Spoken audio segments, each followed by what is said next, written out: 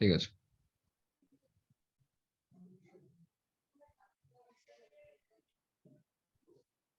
তো culture, management style and business সিস্টেমটা আমরা আজকে দেখবো। হ্যাঁ, তো মূলত তো কি বলতেছে দেখেন, তো আমাদের এখন হচ্ছে যে নেসেসিটি ফর অ্যাডাপ্টিং, আমরা তো কালচার কি জিনিসটা সেটা বুঝেছি, তাই না?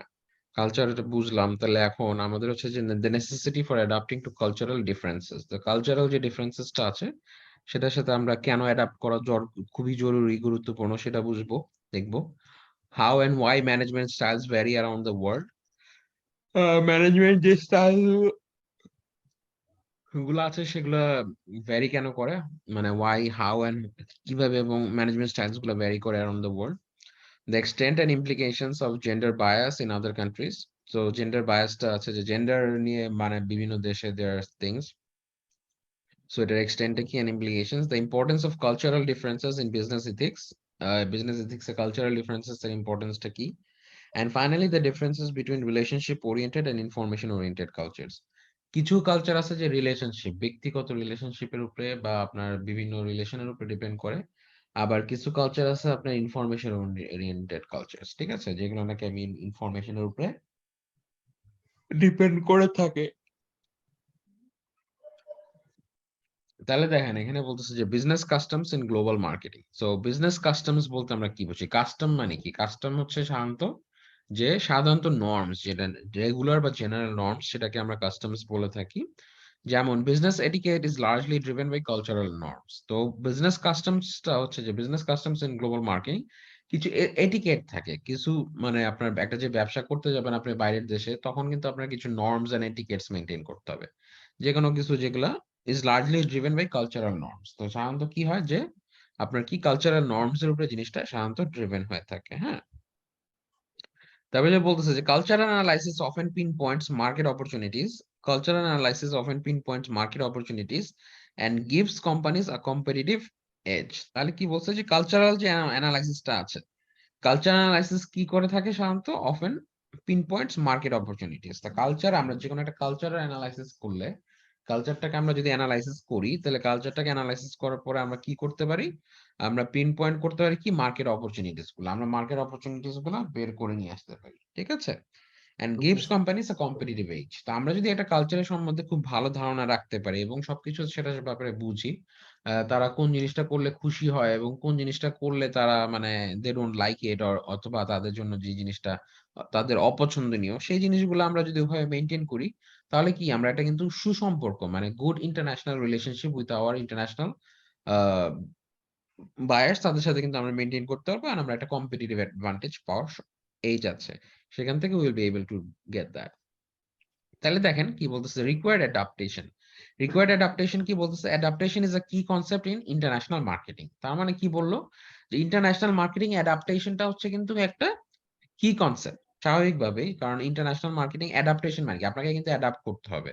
অ্যাডাপ্ট কেন করবেন? কারণ আপনি বিভিন্ন দেশের সাথে যখন বিভিন্ন কান্ট্রিজে ব্যবসা করতে যাবেন, when you go to do business, I mean at different places or at different countries, তখন কিন্তু তাদের যে কালচারটা আছে, তাদের যে নর্মস আছে, তাদের যে বিজনেস এটিকেটস বা কাস্টমস আছে, সেটার সাথে আপনাকে কিন্তু মানায় চলতে হবে। You have to adjust yourself with that, ঠিক আছে। অ্যাডাপশন করতে হবে। হ্যাঁ, অ্যাডাপশন, নিজেকে মানায় নিতে হবে, খাপ খাওয়াই নিতে হবে আর কি। হ্যাঁ, কারণ ওদের মতো যদি আপনি না করেন, কারণ ওই দেশে অনেক কিছুই কাস্টমস আছে যেগুলো আমাদের দেশে নাই, ঠিক আছে। যেরকম ওখানে যেরকম মানে বার্গেনিংটা কিন্তু অনেক দেশে পছন্দ করে না, মানে দে ফাইন্ড ইট মানে মানে ডিসরেসপেক্টফুল বার্গেন করা, মানে টু মাচ বার্গেন করা। বাট আমাদের মতো দেশে, চায়নার মতো দেশে কি বার্গেনিংটা ইজ ভেরি কি কমন না। জি স্যার। বাট কিছু কিছু দেশে আছে বার্গেনিং জিনিসটা তারা পছন্দ করে না, মানে নেগোসিয়েশনের ক্ষেত্রে যে ওভার বার্গেনিং, টু বেশি বার্গেনিং করলে তারা এটাকে অফেন্স হিসেবে নেয় বা জিনিসটাকে ভালোভাবে দেখে না। বুঝতে পারছেন? জি স্যার। যেমন to successfully deal with individuals, firms or authorities in foreign countries, manager should exhibit what, কি ওপেন টলারেন্স। তো ওপেন টলারেন্স থাকতে হবে, ফ্লেক্সিবিলিটি থাকতে হবে, হিউমিলিটি থাকতে হবে, ফেয়ারনেস থাকতে হবে। তো এই জিনিসগুলো কিন্তু, যে ক্রাইটেরিয়া গুলো কিন্তু খুবই গুরুত্বপূর্ণ। আমাদের কি মানে একটা টলারেন্স থাকতে হবে। আপনি কিন্তু যে খুবই মানে দেখা যায় অল্পতেই দেখা যায় টলারেন্স লেভেল যদি না হয়, না হয়ে যায়, আপনাকে ধৈর্যশীল হতে হবে, টলারেন্স করতে হবে। তারপরে ফ্লেক্সিবিলিটি থাকতে হবে, যে জিনিসটাকে আপনি একটা ফ্লেক্সিবিলিটি রাখবেন, humility, fairness, ability to adjust to varying tempos, curiosity, knowledge of the country, liking for others, ability to command respect, and ability to integrate oneself into the environment. তার মানে এই জিনিসগুলা কিন্তু আপনাদের খুবই গুরুত্বপূর্ণ। আপনি যখন অন্য দেশের বায়ারদের সাথে ডিল করবেন বা ফরেন বায়ারদের সাথে, তো সেই দেশে যে কাস্টমস রুলস এন্ড রেগুলেশনস আছে তাদের তারা কি জিনিসের উপরে interested, what about the knowledge and all, এই জিনিসগুলা কিন্তু ওগুলোর উপরে কিন্তু আপনাদেরকে you have to focus, ঠিক আছে? সো আপনার এই জিনিসগুলোর উপর দেখা যাবে যে ওপেন টলারেন্স রাখতে হবে, ফ্লেক্সিবিলিটি, হ্যাঁ? তারপরে হিউমিলিটি, এই জিনিসগুলাকে you have to maintain. G sir. That was the ability to command respect and ability to integrate oneself into the environment. তাহলে এই জিনিসগুলোকে আপনাদের করতে হবে। তাহলে এবার দেখেন কালচারাল ইম্পারেটিভস মানে কোন জিনিসগুলো কালচারে খুবই গুরুত্বপূর্ণ, ইলেকটিভস এন্ড এক্সক্লুসিভস, হ্যাঁ? তাহলে কালচারাল ইম্পারেটিভস, ইলেকটিভস এন্ড এক্সক্লুসিভস। তো ইম্পারেটিভসটা হচ্ছে যে যেটা খুবই গুরুত্বপূর্ণ, দ্যাট মাস্ট, আপনি দেখেন কি বলতেছে, দেখি যে কালচারাল ইম্পারেটিভস গুলা কি, business customs and expectations that must be met, conformed to, recognized and accommodated if relations are to be successful. Imperatives গুলো হচ্ছে একদম একদম ইম্পর্টেন্ট, যেটা আপনাকে করতেই হবে, must be met, there is no alternative, মানে এটার আর কোনো অল্টারনেটিভ নাই, এটাকে ইউ মাস্ট ফলো দ্যাট, ঠিক আছে? সো কালচারাল ইম্পারেটিভস এর ক্ষেত্রে দেখা যাচ্ছে যে বিজনেসের যে কাস্টমস গুলো আছে এন্ড এক্সপেকটেশনস আছে দ্যাট মাস্ট বি মেট, যেটাকে অবশ্যই আপনাকে ওটা আপনার করতে হবে, ওটাকে করতে হবে, ওটাকে ফলো করতে হবে এবং এটাকে অবশ্যই পূরণ করতে হবে। এটাকে অবশ্যই করতে হবে, আদারওয়াইজ রিলেশনশিপ সাকসেসফুল হবে না। মানে অপরিহার্য, যেটাকে আপনি একদম এটাকে বাদ দেওয়ার কোনো উপায় নেই। এটাকে 100% you have to follow this. ঠিক আছে? তারপর ইয়েস স্যার। আপনার বলতেছে কালচারাল ইলেকটিভস। ইলেকটিভস যেটা আপনি চুজ করতে পারেন, করতেও পারেন, নাও করতে পারেন। ঠিক আছে? Areas of behavior or customs that cultural alliance may wish to conform or to participate in but that are not required. তার মানে কি, ইলেকটিভ আপনি চাইলে পার্টিসিপেট করতেও পারেন, না করতে পারেন। এখন তাদের ধরেন একটা সাংস্কৃতিক অনুষ্ঠান আছে, এখন আপনি মুসলিম, আপনি হয়তো একটা ফরেন ওয়েস্টার্ন কান্ট্রির সাথে ডিল করতেছেন, এখন তাকে আপনি ক্রিসমাসে গ্রিটিংস জানাইতেও পারেন, নাও জানাইতে পারেন, দ্যাটস আপ টু ইউ, তাই না? এটা তো আপনার নট নেসেসারিলি আপনার করতেই হবে। So that is more like a cultural ইলেকটিভস। কিন্তু এখন যেটাতে আপনি চাইলে জয়েন আপনি এটা করতেও ইগনোর পারেন, না করা যাবে করতে না। পারেন, সেটা হচ্ছে ইলেকটিভস। যে লাইক এনি কাস্টমস যেটা নাকি মে উইশ টু কনসার্ট, চাইলে করতে পারেন, or to participate is but not a required, করতেই হবে এমন না। বাট কালচারাল ইম্পারেটিভসটা অবশ্যই করতেই হবে। ঠিক আছে? এখন যেরকম আপনি এটা করতে গেলে কালচারাল ইম্পারেটিভস কি? এখন কিছু ক্ষেত্রে আছে, দেখা যাচ্ছে যে আপনার একটা ডিল করার ক্ষেত্রে হয়তো আপনাকে একটা এগ্রিমেন্ট সাইন করতে হইতে পারে। কালচারে কতভাবে এমন আছে না, অনেকে আছে যে বিশ্বস্ততার উপরে দিয়ে দেয়। এরকম অনেক কালচারও কিন্তু আছে। আছে না? আছে স্যার। কিন্তু কালচারাল ইম্পারেটিভস যদি এরকম হয় যে না আপনাকে এগ্রিমেন্ট করতে হবে, প্রুফ অফ ডকুমেন্টস লাগবে, সেই জিনিসগুলো আপনাকে মাস্ট করতেই হবে। ঠিক আছে? Yes sir. কাস্ট এক্সক্লুসিভ জিনিসটা কি? Customs or behaviour patterns reserved exclusively for the locals and from which the foreigner is barred and must not participate. Exclusive, যেটা নাকি শুধু ওই লোকালসদের জন্য, শুধু তারাই করবে। বাট ফরেনার যারা আছে, আমরা যদি ফরেনার যারা ফরেন বায়ারদের সাথে, তা আমাদের এটা করতে হবে না। একটা আছে আমাদেরকে করতেই হবে, আরেকটা আছে ইম্পারেটিভসটা যেটা উই হ্যাভ টু ডু। আর আপনাদের ইলেকটিভসটা যেটা আমরা চাইলেও করতে পারি, না চাইলেও করতে পারি, দ্যাটস ডিপেন্ডস অন আস। আর এক্সক্লুসিভসটা যেটা, সেটা হচ্ছে আমরা করতে পারবো না, উই ক্যানট ডু দ্যাট। ঠিক আছে? কাস্টমস অর বিহেভিয়ার প্যাটার্নস, সেটা শুধু তাদের লোকালসদের জন্য। আমরা ফরেনার হিসাবে, আমরা ফরেনার বায়ার হিসাবে, বা আমরা ফরেনার সেলার হিসাবে আমরা ওই জিনিসটাতে মাস্ট নট পার্টিসিপেট। সো ওইটা থেকে আমরা নিজেদেরকে বিরত রাখবো আর কি। বুঝতে পারছেন? Yes sir. এইবার আসেন কালচারাল ইলেকটিভ অর ইম্পারেটিভ কোনটা। Beijing, China, German Chancellor Angela Merkel and Chinese Prime Minister Wen Jiabao toast after the EU-China Business Summit at the Great Hall of the People in Beijing. ঠিক আছে?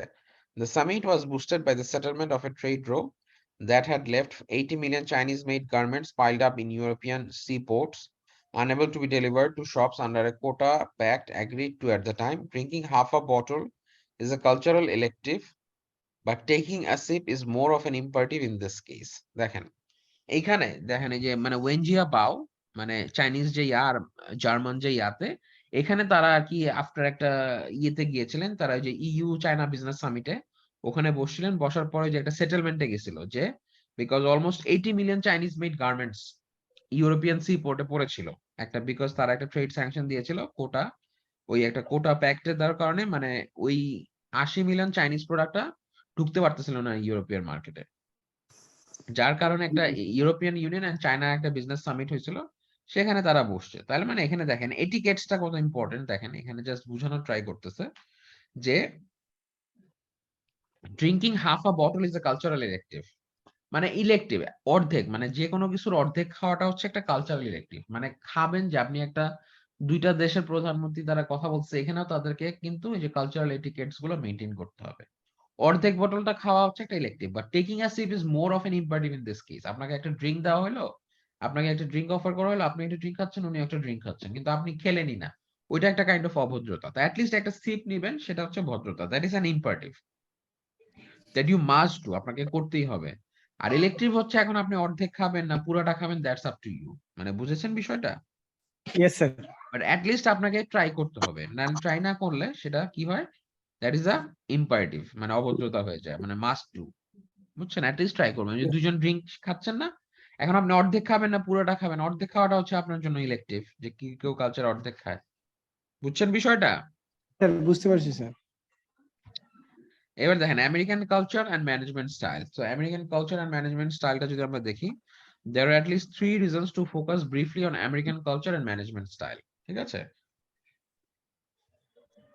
তিনটা reasons আছে American culture and management স্টাইলে for Americans it is important to be aware of the elements of culture influencing decisions and behaviours তার মানে আপনাকে বুঝতে হবে কোন কোন জিনিসগুলা মানে কালচারের কোন এলিমেন্টস গুলা আপনার ডিসিশন মেকিং অথবা আপনার বিহেভিয়ার্স কে ইনফ্লুয়েন্স করে থাকে ঠিক আছে সো লাইক মানে it is important to be aware of the elements of culture influencing decisions and behaviours তো আপনার যে ডিসিশনস গুলো আছে বা বিহেভিয়ার করার ক্ষেত্রে কালচারের কোন কোন দিকগুলো আপনাকে এফেক্ট করে থাকে For those new to American culture, it is useful to better understand business associates from the US, as the US market is the biggest export market in the world. তাহলে তারা যারা নাকি নতুন আমেরিকার সাথে যারা নতুন বিজনেস করছেন তাদেরকে তাদের জন্য এটা উপকারী হবে তারা যদি সেই যে বিজনেস যে understand business assets from the US তার মানে ইউএস এর কাছ থেকে যদি এই জিনিসগুলো শিখে নেয় তারা if they understand it better from the US in US তাহলে দেখা যাচ্ছে যে তাদের জন্য হবে কারণ USA one of the largest মানে বিগেস্ট এক্সপোর্টার্স তো তার মানে মোস্ট অফ সব দেশেরই কম বেশি ইউএস এর সাথে ব্যবসা আছে তো যার কারণে তাদের যে বিজনেস যে কাস্টমস গুলো আছে বা এটিকেটস আছে বা তাদের যে ম্যানেজমেন্ট কালচারাল ম্যানেজমেন্ট যে স্টাইলটা আছে সেই জিনিসটা বোঝাটা অবশ্যই গুরুত্বপূর্ণ because they are one of the largest exporters. Since the late 1990s, the American business culture has been exported around the world. তার মানে কি আমরা কিন্তু কালচার গ্রহণ করি আমরা লাস্ট চ্যাপ্টারে কি পড়েছিলাম যে কালচারটাও কিন্তু আমরা কি হয় ওয়েস্টার্নাইজড কালচার আমরা আস্তে আস্তে অ্যাডপ্ট করছি বিভিন্ন দেশের সাথে আমরা কালচার অ্যাডপ্ট করি না কালচারও তো শিখি নতুন ভাবে আমরা কালচারাল কি হয় কালচার শিখি না Yes, sir. ওয়েস্টার্ন কালচার থেকে আমরা অনেক কিছু লার্ন করি বিভিন্ন কালচার থেকে we learn a lot of things so সেই জিনিসটা হচ্ছে যে we learn from those cultures দেখেন এখানে একটা example impact of American culture কি হচ্ছে ways in which US culture has influenced management style include but are not limited to the following দেখেন master of destiny view point independent enterprises as the instrument of social action তার মানে কি master of destiny মানে আপনি একটা view point মানে কি একটা জিনিস যেটা হাতে নেবেন সেই জিনিসটা আপনি দেখা যাবে you will try to finish it up or এটা আপনি শেষ করার চেষ্টাই করবেন যে you will try to master it হ্যাঁ that is what is called the master of destiny Master of Destiny. Destiny হ্যাঁ তারপরে হচ্ছে যে আপনার independent enterprise as the instrument of social action তার মানে ইন্ডিপেন্ডেন্ট এন্টারপ্রাইজ তার মানে আপনার যে ইন্ডিপেন্ডেন্ট নিজস্ব একত্রিত ভাবে সোশ্যাল অ্যাকশনের ক্ষেত্রে কারণ আমরা কি সাধারণত সবাইকে নিয়ে চিন্তা করি গ্রুপে আর বাট আমেরিকান কালচারে সাধারণত দেখা যায় এটা তারা গ্রুপে খুব একটা বেশি চিন্তা করে না what do they more try to invest on what তারা সাধারণত যেটা করে মানে একা একাই করে। হ্যাঁ মানে ইন্ডিপেন্ডেন্ট কালচারের মানে এরকম এবং personal selection and reward based on merit. আমাদের দেশের কি অনেক সময় কি অনেক কিছু কিন্তু যোগ্যতার বলা হয় না, আমাদের দেশে রেফারেন্সের বলা হয়, মামা ভাগিনা ভাতিজা সেই বলে হয়, বা অনেক কিছু আছে দেখা যায় যে মানে সুপারিশের বলা হয়। বাট ইউএসএ তে পার্সোনাল সিলেকশন, যে যত দক্ষ পারদর্শী তাকে সেভাবে রিওয়ার্ড দেওয়া হয় এবং মেরিট বেসডই তাকে মানে অ্যাওয়ার্ডেড করা হয়। মানে বুঝতে পারছেন বিষয়গুলা, যে চেঞ্জেস Yes, গুলা sir. দেখতেছেন যে মানে এই বিষয়গুলা কিন্তু অনেকটাই ডিফারেন্ট। আমাদের বাংলাদেশে কি দক্ষ অনেকেই আছে কিন্তু তাদেরকে তো নেওয়া হচ্ছে না, কারণ বাট জি। ওখানে যে সুপারিশ করা হয়, তাই না? আত্মীয় জি, স্বজন, মামা খালু ভাই। মামা খালু এভাবে দেখা যাচ্ছে তাদেরকে রিওয়ার্ড বা মেরিট বেসড কিন্তু সব জায়গায় নেওয়া হয় না। তারপর বলছে decisions based on objective analysis. তাহলে কি বললো?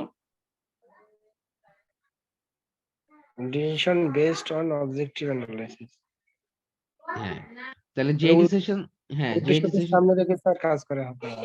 হ্যাঁ যে ডিসিশনস গুলা মানে আমরা কাজ করি একটা অবজেক্টিভ উপরে, মানে কি উদ্দেশ্যে আমরা কাজ করতে নামতেছি সেটার উপরে আমরা বেস করে ডিসিশন নিব। আমাদের অবজেক্টিভ গুলা কি, আমাদের উদ্দেশ্যগুলা কি, আমরা কি ধরনের উদ্দেশ্য হাসিল করতে যাচ্ছি, তো ওই যে উদ্দেশ্যগুলোর উপরে বেস করে আমাদের ডিসিশনস উইল বি বেসড। বুঝতে পারছেন?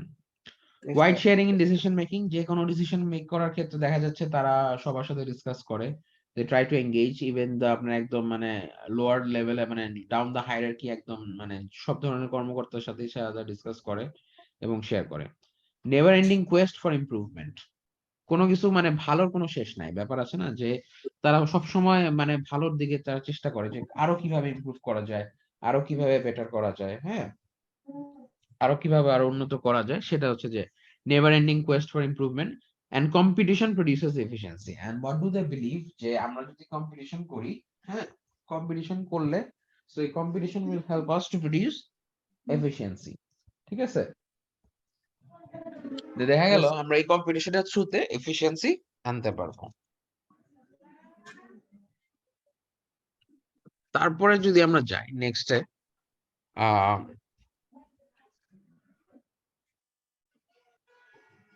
আচ্ছা এবার দেখেন differences in management styles around the world. তাহলে অ্যারাউন্ড দ্য ওয়ার্ল্ড যে ডিফারেন্সেস আছে ইন ম্যানেজমেন্ট স্টাইলস সেই জিনিসগুলো কি সেটা একটু আমরা দেখে নিই।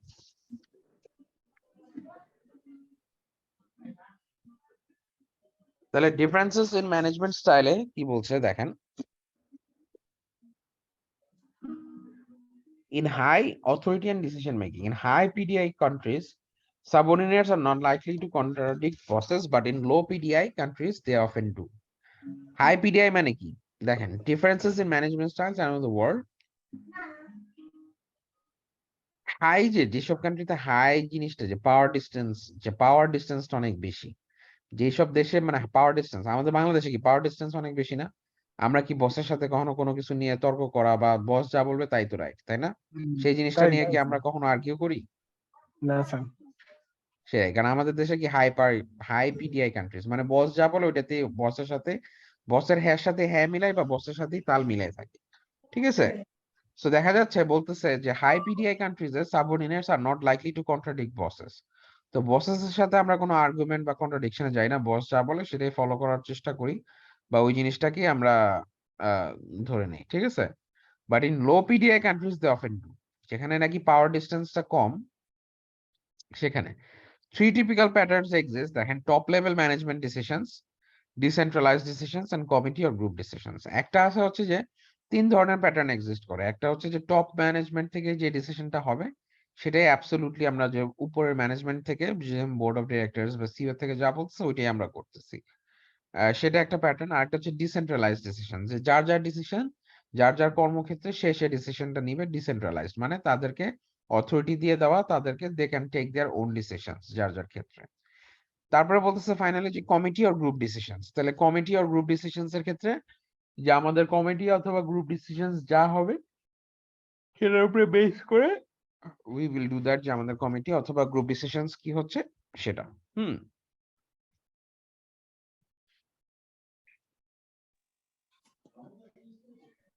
তাহলে কি বললো দেখেন, top level management decision making is generally found in situations. তাহলে বললো কি top level management decision making যেটা আছে, টপ লেভেলের যে management decision is generally found in situations in which family or close ownership gives absolute control or owners and businesses are small enough to allow such centralized decision making. তাহলে top level যদি হয় generally found situations এ দেখা যায় সাধারণত উপরের management যারা থাকে তাদেরকে অ্যাবসলিউট কন্ট্রোল, অথবা তার যে ফ্যামিলি মেম্বার্স বা ক্লোজ ওনারশিপ যারা আছে তারাই দেখা যায় বোর্ড অফ ডিরেক্টরস হয়, তারাই সবকিছু টপ ম্যানেজমেন্টে সব তো ফ্যামিলি মেম্বার্সরাই থাকে সাধারণত, দেখা যায় এরকম। তো তারাই ডিসিশন মেকিংটা করে থাকে, top level management decision making থেকে যদি হয়ে থাকে। And businesses are small enough to allow such centralized decision making. So দেখা যায় সাধারণত ছোটখাটো বিজনেসের ক্ষেত্রে একটা জিনিস যেটা আমরা বললাম যে ছোট বিজনেসের ক্ষেত্রেই, যে ছোট ব্যবসার ক্ষেত্রে দেখা যায় কি যে মানে দেখা যায় যে প্রাইভেট কোম্পানির ক্ষেত্রে দেখা যায় যে বাবা চেয়ারম্যান, ছেলে অমুক, মেয়ে অমুক, ওয়াইফ অমুক, হ্যাঁ, তো নিজেরাই সব ওনার, টপ লেভেল ম্যানেজমেন্ট। এবং এগুলো সাধারণত ছোটখাটো কোম্পানির ক্ষেত্রে হয়ে থাকে, মানে স্মল বিজনেসের ক্ষেত্রে। আচ্ছা, এবার দেখেন ডিসেন্ট্রালাইজড ডিসিশন মেকিং কোনটা? ডিসেন্ট্রালাইজড হচ্ছে যে আপনি অথরিটি দিয়ে দিলেন, সে মানে তার যার অথরিটি তাকে দিয়ে দিলেন, সে তার ক্ষেত্রে কর্মক্ষেত্রে they can make their own decisions. Decentralized decision making allows executives at different levels of management to exercise authority over their own actions. তার মানে তারা নিজেরা যা করবে, কি করবে, সেটা টপ ম্যানেজমেন্ট থেকে বলে দেওয়া লাগবে না, তারা নিজেরাই ডিসাইড করতে পারবে যে তাদেরকে কি করণীয়, তাদের কি করা উচিত, সেটা তাদের নিজেদের ডিসিশনটা তারা নিজেরা নিতে পারবে আর কি। বুঝতে পারছেন? বুঝতে পারছি স্যার। এইবার দেখেন বলতেছে যে committee decision making is by group or consensus. Committee decision মেকিংটা কোনটা? কমিটি ডিসিশন মেকিংটা হচ্ছে is by group or consensus. তা আপনি গ্রুপ অথবা কনসেনসাসের মাধ্যমে নিতে পারবেন। Committees may operate on a centralized or decentralized basis, but the concept of committee management implies something quite different from the individualized functioning of the top management and decentralized decision making arrangements. তার মানে দেখেন committee, এখন আপনি একটা committee form করে দিলেন, একটা committee form করার পরে they can take their own decisions. এখন সেটা সেন্ট্রালাইজড হতে পারে অথবা ডিসেন্ট্রালাইজড হতে পারে। এতক্ষণ আমরা দেখলাম যে সেন্ট্রালাইজড ডিসিশন মেকিং অথবা ডিসেন্ট্রালাইজড ডিসিশন মেকিং, তাই না?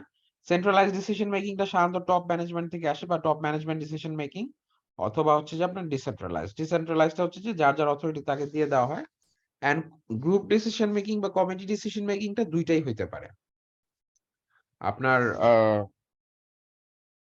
টপ লেভেল ম্যানেজমেন্ট ডিসিশনস হতে পারে অথবা ডিসেন্ট্রালাইজড হইতে পারে। Based on that both can happen. তাদের যেটা সুবিধা হবে সেটার উপরে বেস করে তারা they will make their own decisions. বুঝতে পারছেন? বুঝতে পারছি স্যার। আচ্ছা, তাহলে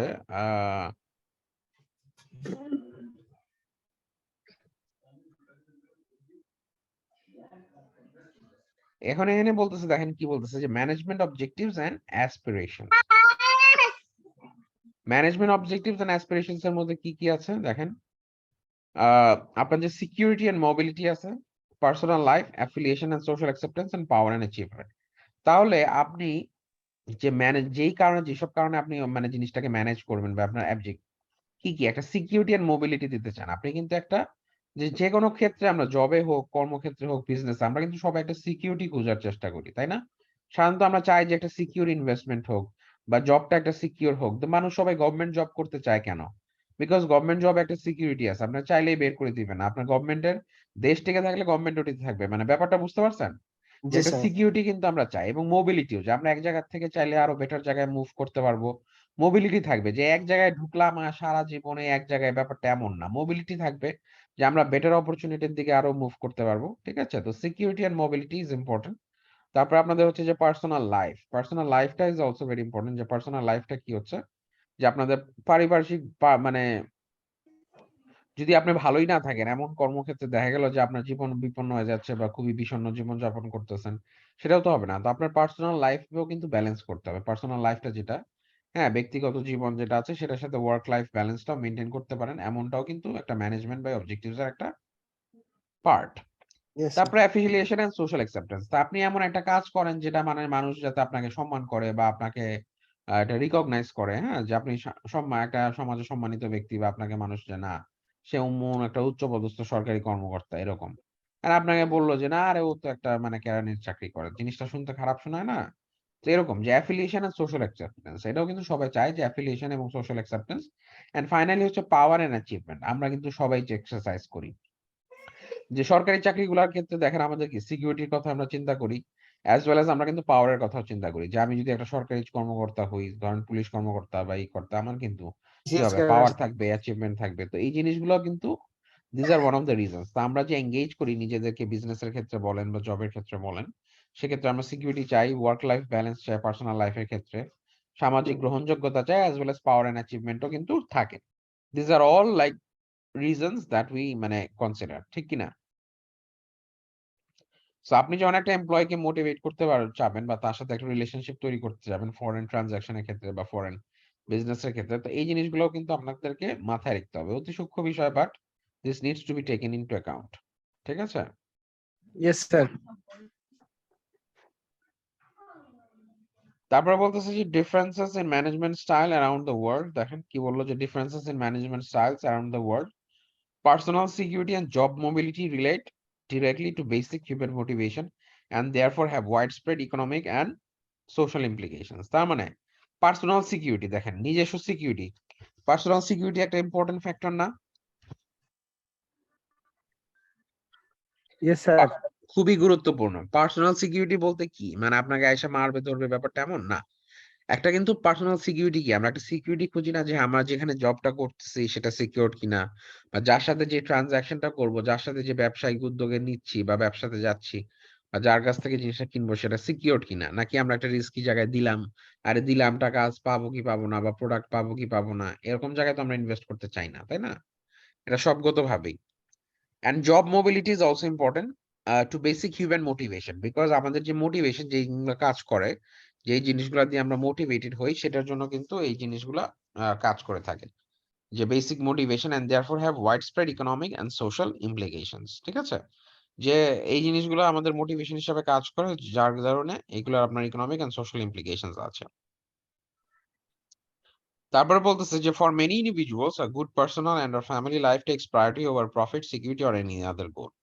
অনেকের ক্ষেত্রে পার্সোনাল গুড ফ্যামিলি লাইফটা অনেক ইম্পর্টেন্ট। আপনি এখন অনেক টাকা ইনকাম করলেন, আপনি অনেক সাকসেসফুল, আপনি অনেক ব্যবসা করতেছেন, বাট আপনি যে কাজটা করছেন যেটার কারণে আপনি আপনার ফ্যামিলিকে কোনো সময় দিতে পারছেন না, আপনার ওয়ার্ক লাইফ কোনো ব্যালেন্স নাই, পার্সোনাল কোনো লাইফ নাই, হ্যাঁ, সারাক্ষণ 24 ঘন্টায় কাজ কাজ কাজ, তো এরকম হলে তো দ্যাট ইজ ডিফিকাল্ট, তাই না? তখন তো এটা আপনার জন্য কষ্টসাধ্য হয়ে যাবে। সো ইন দ্যাট কেস দেখা যাচ্ছে যে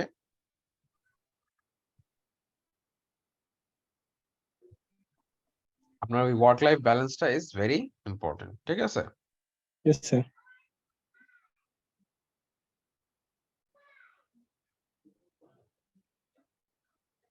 তারপরে বলতেছে যে in some countries acceptance by neighbors and fellow workers appears to be a predominant goal within business. তার মানে ওই যে স্বাভাবিক যে acceptance by others, আপনি যে কাজটা করতেছেন সেই জিনিসটাকে সবাই অ্যাপ্রিশিয়েট করতেছে বা গ্রহণযোগ্য সমাজে, তাই না? তো সেই জিনিসটা হচ্ছে যে আপনার কি differences in management styles around the world। তার মানে আপনার যে নেইবার্স, আপনার পাড়া প্রতিবেশী, আপনার সামাজিক যে ব্যবস্থা আছে সেই জিনিসটাকে তারা সবাই গ্রহণযোগ্য। Although there is some power seeking by business managers throughout the world, power seems to be a more important motivating force in South American countries. হ্যাঁ, অনেকে আবার দেখা যাচ্ছে যে পাওয়ার সিক করে, যে ইনফ্লুয়েন্স করতে চায়।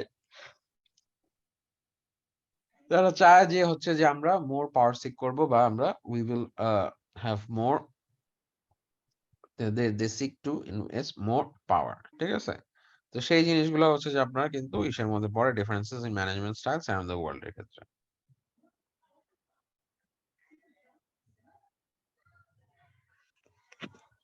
সো এক এক দেশে কতজন কত ঘন্টা করে কাজ করে সেটার একটা চার্ট দিয়েছে, সেটা আপনারা দেখে নিন। ঠিক আছে?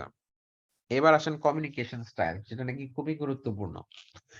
আমাদের ইন্টারন্যাশনাল মার্কেটিং এর ক্ষেত্রে এই কালচারাল সিস্টেমের উপর বেস করে যে আমাদের কমিউনিকেশন স্টাইলসটা ইজ ভেরি ইম্পর্টেন্ট। ঠিক আছে? যে what are the communication styles. So এই communication styles is very important. ঠিক আছে?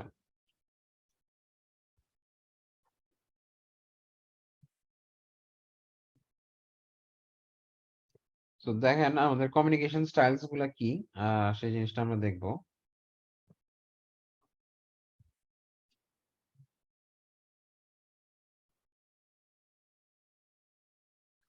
তো এখানে বলছে ডিফারেন্সেস কি কি, ফেস টু ফেস কমিউনিকেশন আর একটা হচ্ছে ইন্টারনেট কমিউনিকেশন। একটা হচ্ছে সামনাসামনি সরাসরি সাক্ষাৎ, মানে ফেস টু ফেস কথা বলা, আর একটা হচ্ছে যে আমরা যে কোনো ইন্টারনেট কমিউনিকেশন হতে পারে ওভার দ্য ফোন, এটা। According to Edward T. Hall, the symbolic meanings of time, space, things, friendships, and agreements vary across cultures. ঠিক আছে? তার মানে এখানে বলতেছে যে অ্যাকর্ডিং টু টি হল, যে এডওয়ার্ড টি হল যেটা বলতেছে যে এক এক জায়গায় কিন্তু সময়, টাইম, ফ্রেন্ডশিপ এন্ড এগ্রিমেন্টস এর ভ্যারি করে কালচার টু কালচার। ঠিক আছে? একটা কালচার থেকে আরেকটা কালচারে কিন্তু জিনিসগুলা ভ্যারি করে থাকে। যেরকম আমাদের দেশে মানে কি ৮টা মানে কিন্তু ওই শুরু করতে করতে 8:30, এটা আমরা মাইন্ড করি না। মাইন্ড করি? দেখা না যাচ্ছে স্যার। এটা নিয়ে আমরা অত বদার না। মানে ৮টা বলছে মানে ওই যে একটু কম দেরিতে শুরু দেয়। বাট বাইরের দেশে ৮টা মানে কিন্তু ৮টাই। ওই যে আপনি ৮টার জায়গায় যে ৫ মিনিট দেরি করে আসেন সেটাও কিন্তু তারা কাউন্ট করবে। বলবে যে you are not respecting their time. তার মানে আপনার ৮টা মানে ওনাদের ৮টাই। কালচার ওইটাই। হ্যাঁ? ওনাদের কালচার স্যার ওইটাই স্যার। হ্যাঁ, আমাদের বাংলাদেশে কিন্তু আর কোনো ব্যাপার না। ১০ মিনিট লেট হয়ে গেছে, ১৫ মিনিট লেট হয়ে গেছে। এটা আমরা একটু ১৫ ৮টা মানে বলছে ৮টা, আচ্ছা ৮টা থেকে তো আর শুরু হবে না। একটু টাইম। এটা হচ্ছে আমাদের কালচারাল। বাট তাদের সাথে যদি আপনি সেম কাজ করেন, একটা বিজনেস মিটিং ডাকলেন, আপনি ৮টা ১৫ তে ঢুকলেন। ৮টার কথা বলছেন, ৮টা ১৫ তে। তারা কিন্তু সেটা খুবই বাজেভাবে নিবে। কারণ ভাববে যে আপনার টাইমের জ্ঞান নাই। কারণ আপনি টাইমের মেইনটেইন করেন না। কারণ তার সময়টাকে আপনি জ্ঞান দিলেন না। তার যে 15 মিনিটস আছে সেটাকে আপনি ইউ আর নট রেসপেক্টিং ইট, যেটা নাকি তাদের জন্য ডিসরেসপেক্টফুল। সেটার কারণে আপনার ডিলও ক্যান্সেল হয়ে যেতে পারে। বুঝতে পারছেন? সো এটা খুবই গুরুত্বপূর্ণ।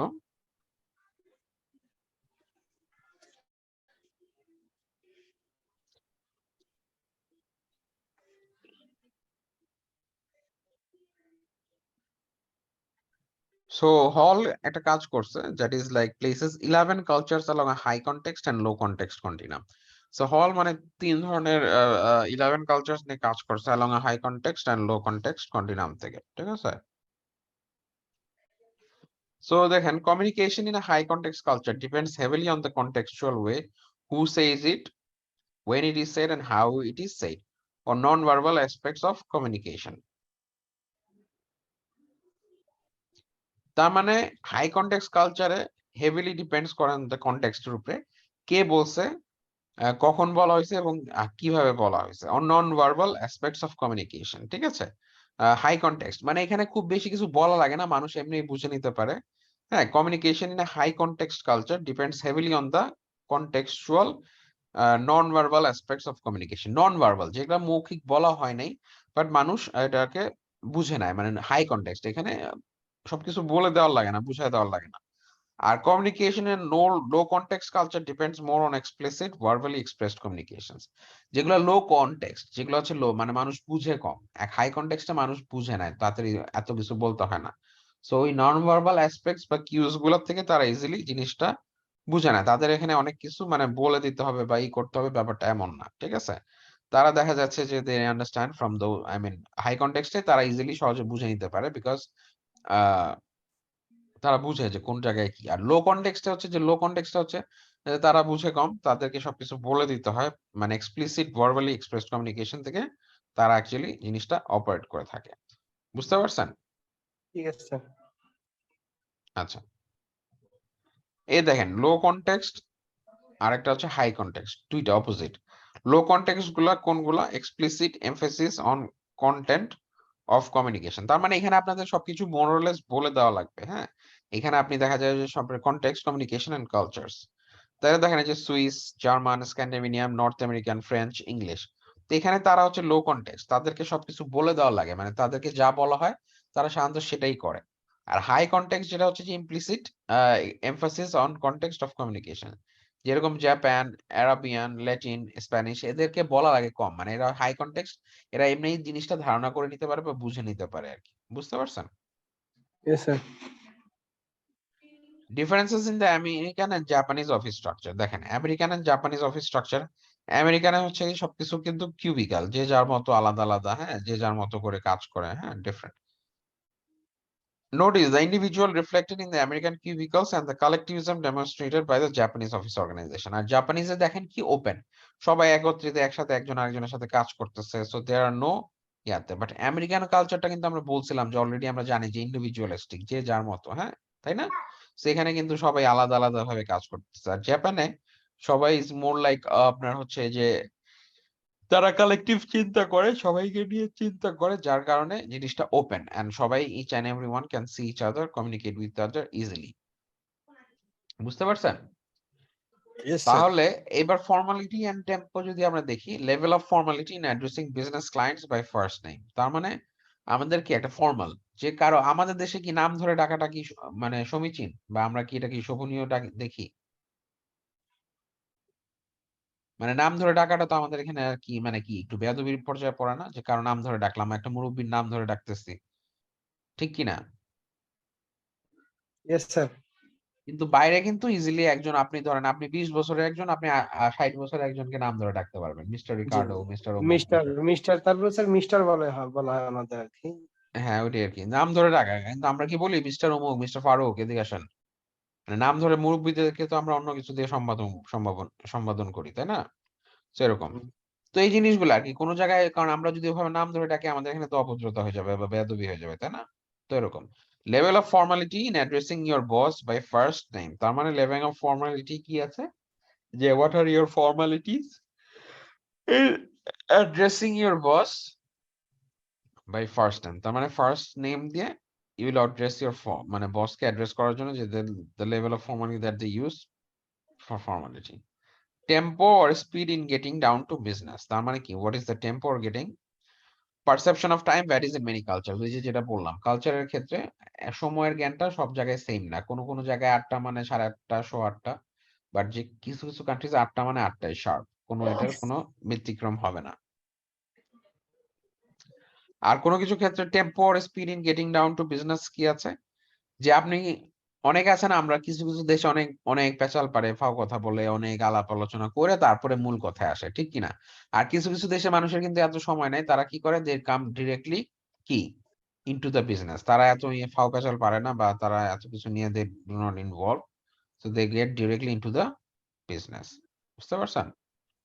Yes, sir.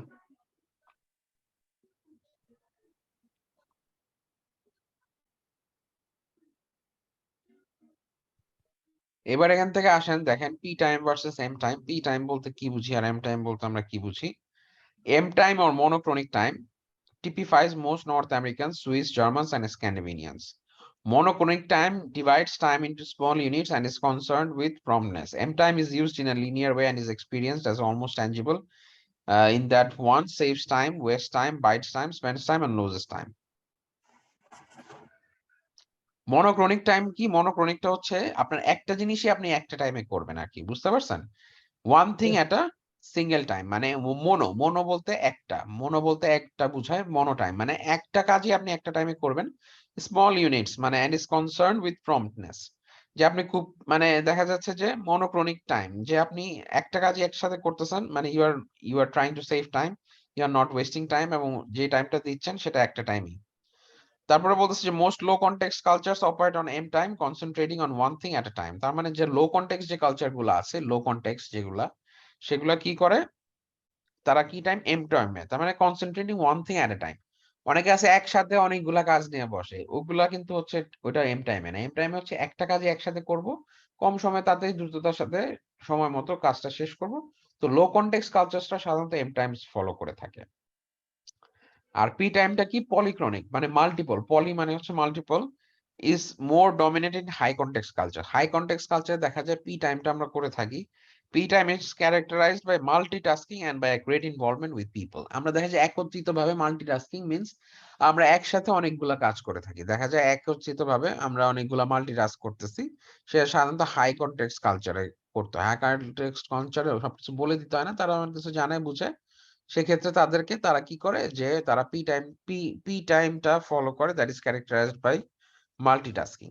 আর এম টাইমটা কি? এম টাইমটা হচ্ছে আপনার মনোক্রনিক। মনোক্রনিক টাইমটা হচ্ছে সাধারণত যে এম টাইম, যে আমরা একটা টাস্ক, সিঙ্গেল টাস্ক একটা ইয়েতে করি আর কি। হ্যাঁ, so that is what is called M time, that is which is monochronic. So মনোক্রনিকটা হচ্ছে আপনার single thing, we do a single thing at single time, যেটা একটা সিঙ্গেল থিং আমরা একটা সিঙ্গেল সময় করে থাকি, যেটা সাধারণত আপনার লো কনটেক্সট কালচারে হয়ে হয়ে থাকে।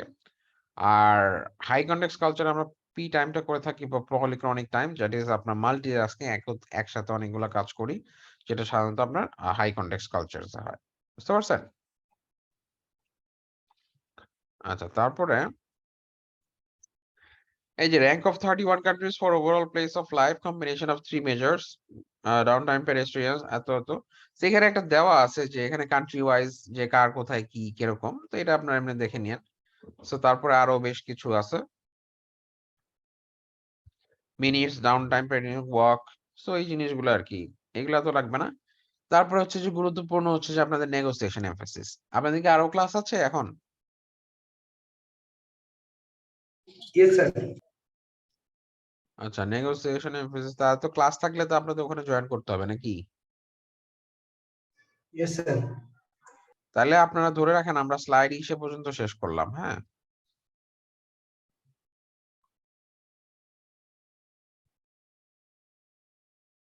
এই পি টাইম এম টাইম এই জায়গা থেকে আমরা নেক্সট ক্লাস থেকে 23 নাম্বার স্লাইড থেকে শুরু করব। এটা একটু লিখে রাখেন কেউ। এই একটু নোট ডাউন করে রাখেন তো, নেক্সট ক্লাস থেকে আমরা 23 নাম্বার স্লাইড থেকে শুরু করব। নেগোসিয়েশন।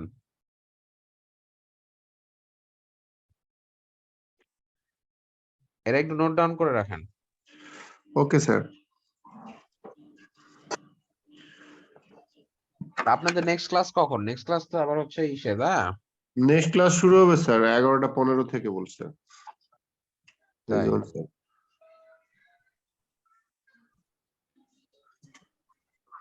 তাহলে আমরা আমরা আমাদের আবার নেক্সট ক্লাস হচ্ছে 12টাতে, তাই না?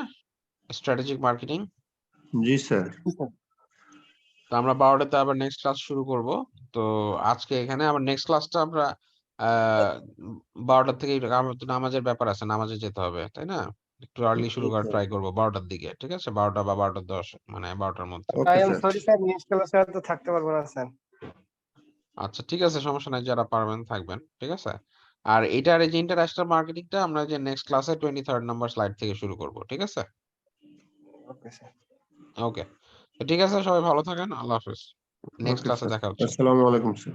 আসসালামু আলাইকুম স্যার। ওয়ালাইকুম আসসালাম।